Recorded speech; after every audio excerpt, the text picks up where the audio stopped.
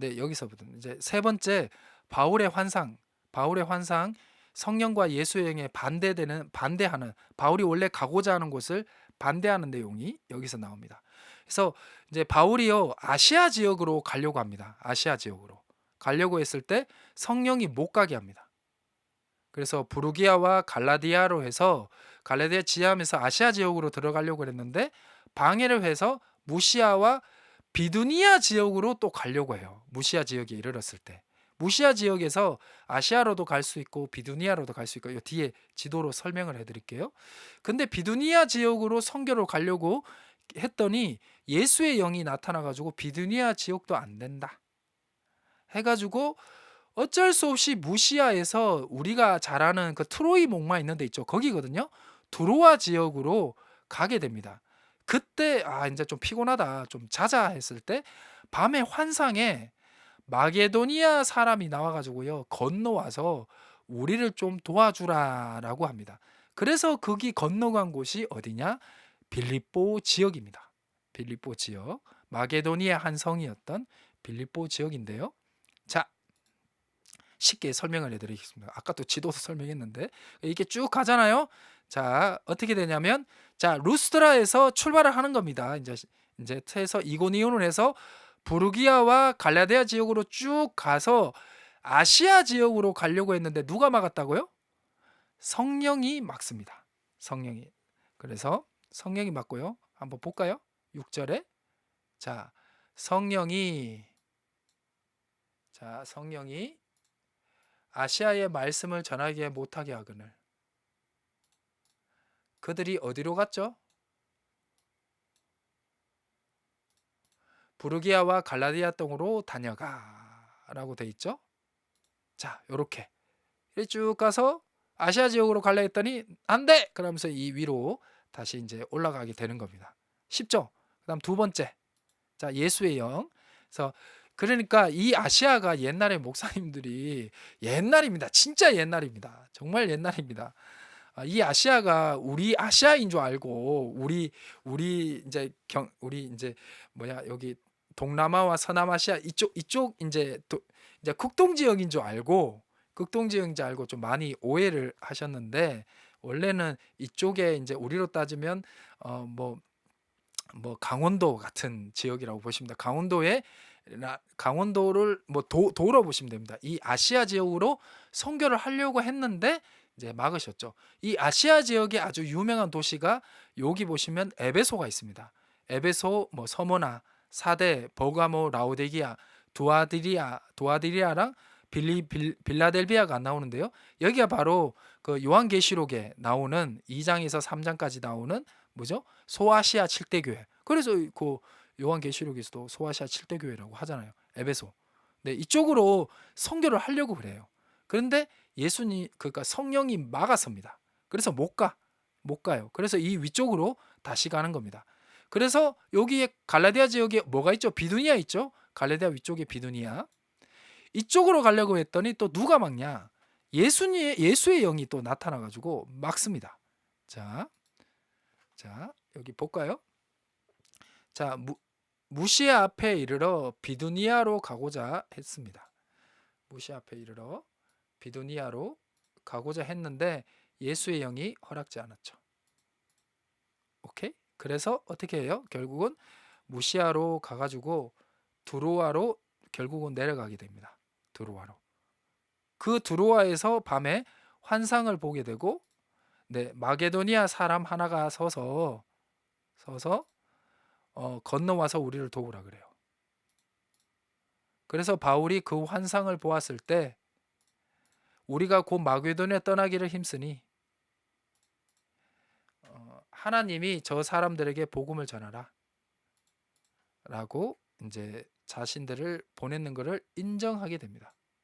이게 중요한 메시지거든요. 자, 됐죠?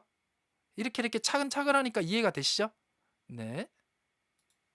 자, 그래서 예수의 영이 이제 막아서고 그 다음 그래서 8절에 두로아로 내려가는 게 여기 트로이죠. 트로이 목마. 예, 거기 맞습니다. 트로이 목마. 네, 여기입니다. 자, 여기서 우리가 중요한 거 하나 성경에 우리가 여기 어떻게 보면 이제 신학적인 거라고 하는데 이런 부분을요. 인제 어떤 의미를 이제 끌어들여서 인제 약간 이론화해 가지고 우리한테 딱 논리적으로 이제 하는 그 신학화를 하는데요.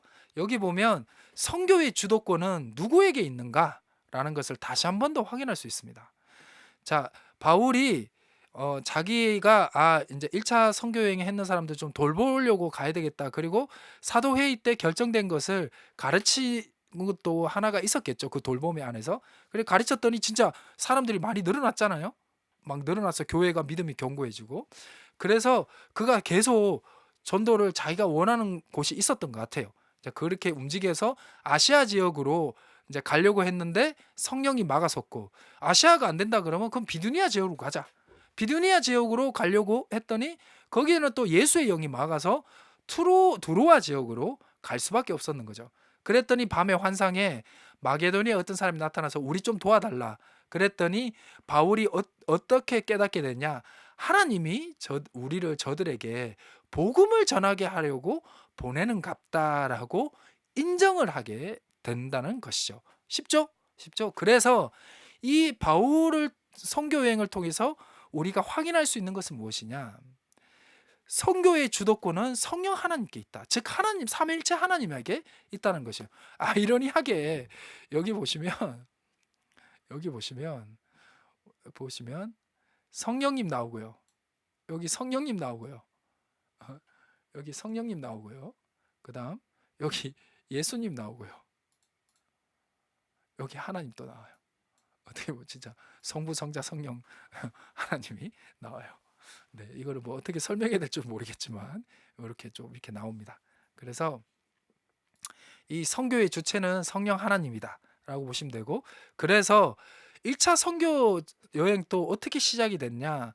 사도행전 13장 4절에 보면요, 두 사람 바울과 바나바죠, 성령님이 보내십니다. 그랬더니 이제 그 수리 안디옥 교회 사람들이 아무 말 안 하죠. 아무 말을 안 하죠.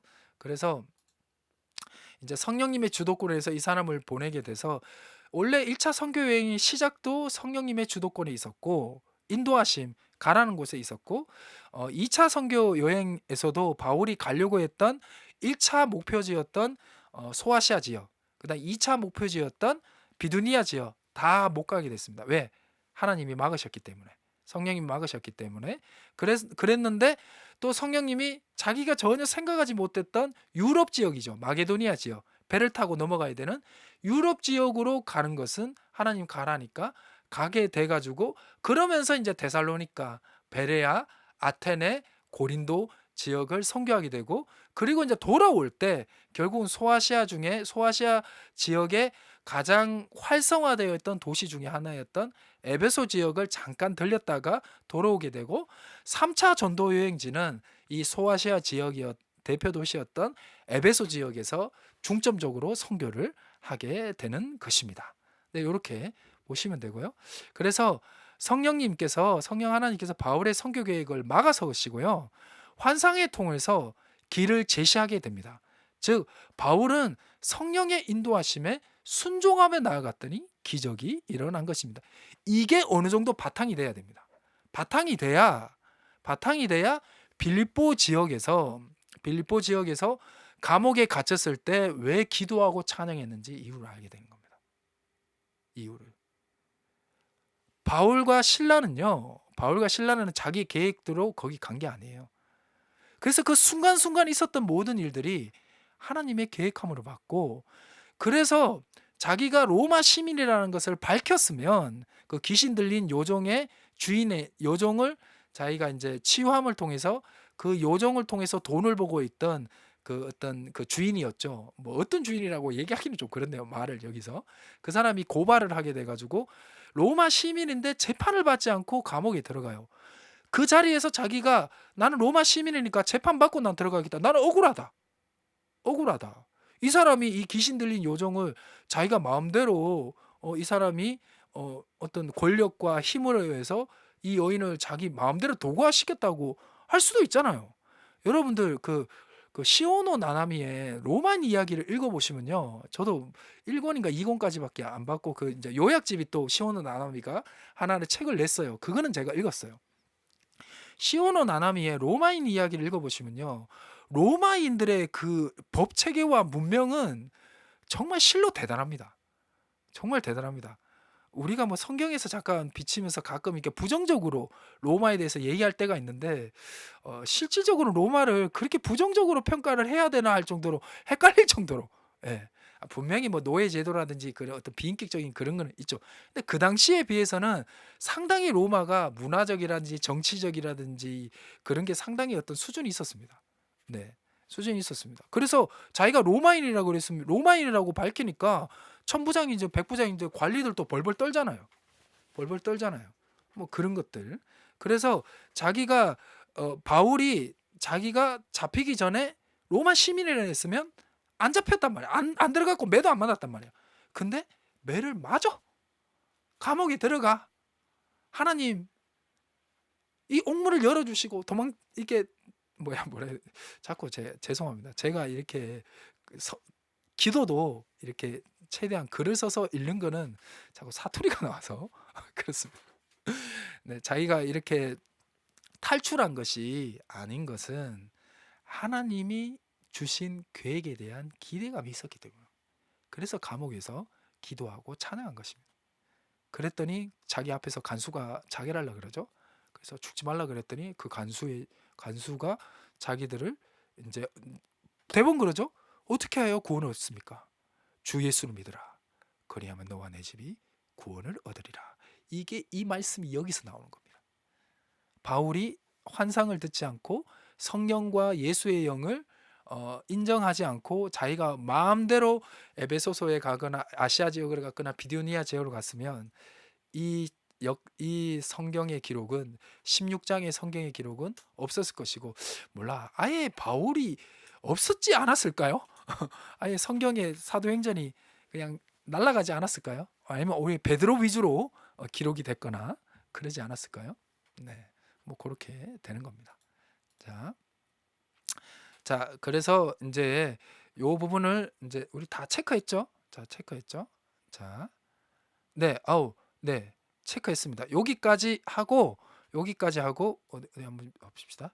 자, 10절까지 했습니다. 16장 10절까지 하고 이제 10분, 이제 한 5분 정도 쉬어도 되겠죠? 5분 정도 쉬고 16장 11절을 이렇게 루디아 이야기, 빌립보의 실질적인 이제 사역 이야기를, 선교 이야기를 시작하도록 하겠습니다. 잠깐 5분 쉬겠습니다. 그러니까 3시 5분에 하겠습니다. 3시 5분에 시작하도록 하겠습니다. 잠깐 쉬도록 하겠습니다.